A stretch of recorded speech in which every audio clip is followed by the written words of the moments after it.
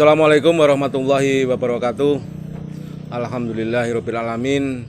Kita semua masih dalam keadaan sehat sehingga bisa melanjutkan perkuliahan mengenai hukum perjanjian, yang pada kesempatan kali ini kita akan bicara tentang syarat sahnya perjanjian yang sub 3, yaitu mengenai hal tertentu. Di dalam literatur mengenai syarat yang ketiga ini sudah lihat hal tertentu itu seperti apa sih sebenarnya, terlalu abstrak. Profesor Subekti menyampaikan bahwa yang namanya hal tertentu ini adalah hak-hak dan kewajiban di dalam perjanjian. Nah, tetapi kita harus ingat agar bisa lebih konkret lagi bahwa suatu perjanjian itu berisi perikatan, sedangkan perikatan itu berisi prestasi sebagaimana diatur di dalam pasal 1234. Dengan demikian kita juga bisa memberikan suatu penafsiran bahwa yang dimaksud dengan hal tertentu oleh pasal 1320 sub 3 itu bisa kita maknai adalah sebagai objek prestasi perjanjian yang kalau di dalam perikatan diatur di dalam pasal 1234 KUH Perdata. Di sana judulnya isi prestasi, isi perikatan gitu. Nah, oleh pasal tersebut dikatakan bahwa perikatan itu bisa berisi memberikan sesuatu, berbuat sesuatu, atau tidak berbuat sesuatu. Dengan ini saya maksudkan bahwa coba nanti saudara teliti. Di dalam setiap perjanjian, hak kewajibannya itu pasti ada salah satu dari ketiga ini, atau ada duanya, atau ketiga-tiganya bahkan sekaligus dalam satu perjanjian.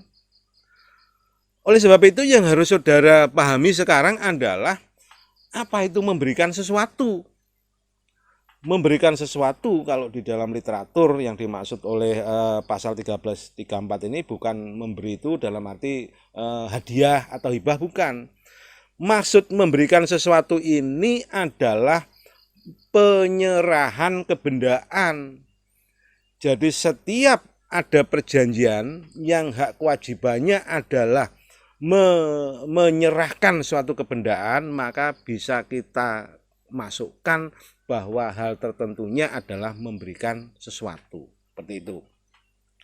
Kalau tidak memberikan sesuatu, itu bisa juga berarti hal tertentu ini maksudnya adalah berbuat sesuatu.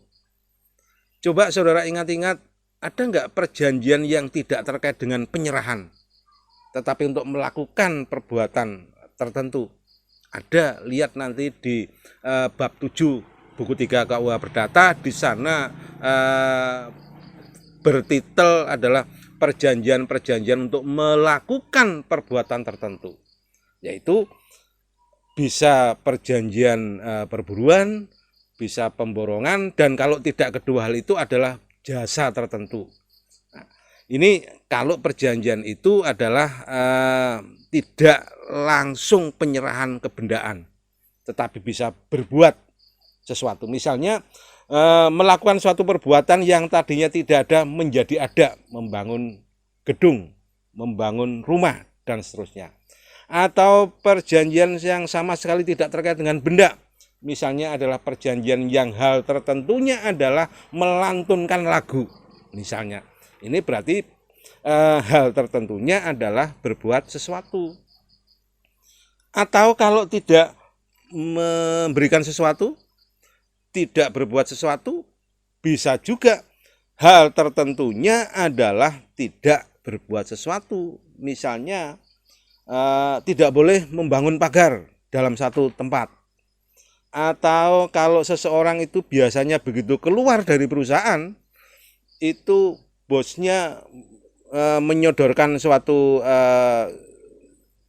akta perjanjian yang isinya adalah nanti kalau sudah tidak bekerja di suatu perusahaan tertentu, dilarang membocorkan rahasia perusahaan. Itu berarti hal tertentunya adalah tidak berbuat sesuatu. Nah, suatu perjanjian Apakah yang isinya itu memberikan sesuatu, yaitu menyerahkan kebendaan, atau berbuat sesuatu, atau tidak berbuat sesuatu, maka syarat agar nanti sah sesuai pasal 1320 sub 3 maka harus tertentu. Nah, harus tertentu ini penting karena nanti akan terkait dengan pelaksanaan perjanjian. Nah, jadi persyaratan ini adalah persyaratan pada saat membuat perjanjian. Maka harus tertentu agar nanti di dalam pelaksanaannya itu bisa dilaksanakan dengan sebaik-baiknya, tidak terjadi persengketaan. Nah, yang harus saudara pahami bahwa konsep tertentu ini bisa tertentu secara individual. Maksudnya apa tertentu individual? Tidak ada duanya, tidak bisa digantikan dengan prestasi lain. Nah, sehingga konsepnya adalah misalnya prestasi itu kalau ini terkait dengan benda, bendanya ini sudah ditunjuk atau dipilih secara khusus. Kalau ini secara misalnya kalau objek prestasinya ini adalah penyerahan kebendaan, ini saya ambil contoh seperti itu. Nanti tinggal kalau berbuat sesuatu juga harus tidak ada pilihan lain. Kalau misalnya perjanjian pemborongan ada hal tertentunya ada di dalam besteknya, ada dalam spesifikasinya dan seterusnya dan seterusnya. Ini maksudnya tertentu individual.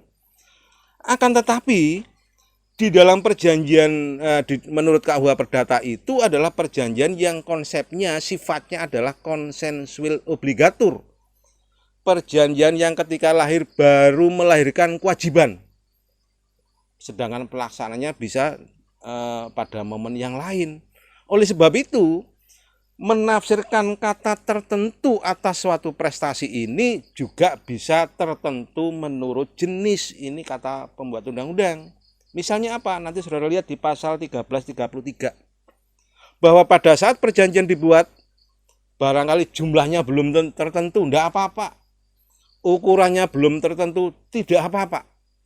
Bahkan misalnya kalau itu terkait dengan jumlah uang, jumlahnya juga belum tertentu, tidak apa-apa. Yang penting mempunyai kriteria dapat ditentukan atau dapat dihitung. Ini yang penting.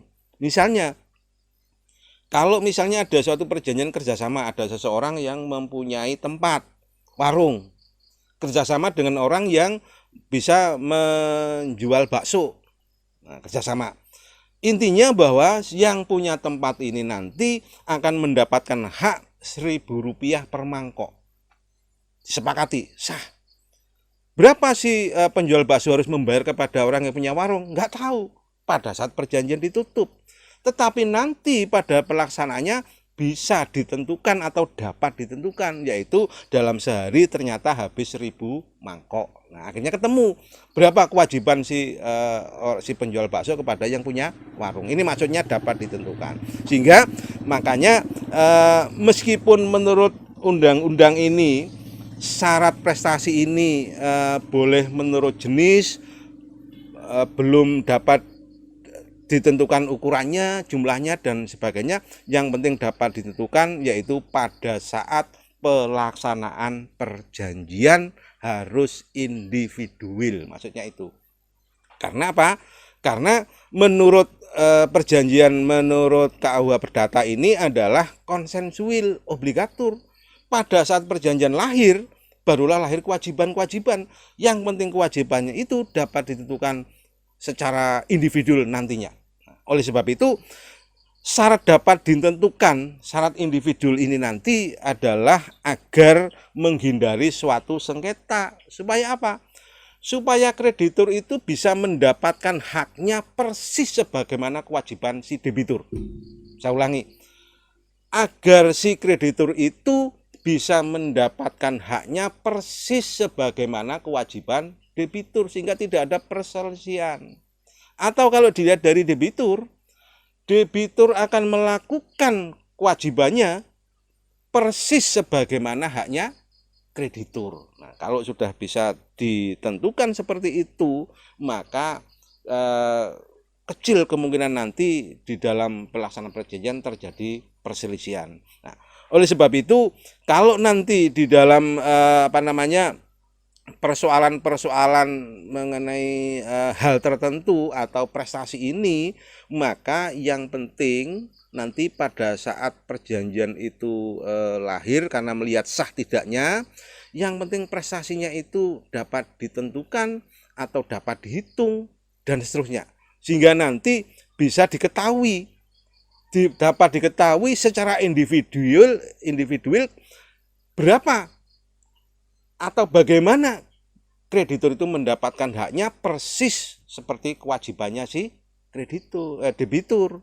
Dan debitur juga bisa dipastikan harus berbuat apa, harus membayar berapa, persis sebagaimana haknya kreditur. Maka klop, ini yang dimaksud bahwa hal tertentu atau objek prestasi perjanjian ini harus tertentu, dalam arti tertentunya itu tidak harus pada saat perjanjian lahir, tetapi nanti di pelaksanaan yang penting dapat ditentukan. Oke, ini yang bisa saya sampaikan saudara mengenai hal tertentu. Silahkan nanti saudara diperdalam. Ini nanti saudara lihat penafsiran seperti ini adalah seperti yang di literatur bukunya J. Satrio itu adalah menafsirkan hal tertentu ini adalah prestasi dari perjanjian. Oke, kurang lebihnya mohon maaf. Saya akhiri sampai di sini. Wassalamualaikum warahmatullahi wabarakatuh. Sampai ketemu di lain waktu.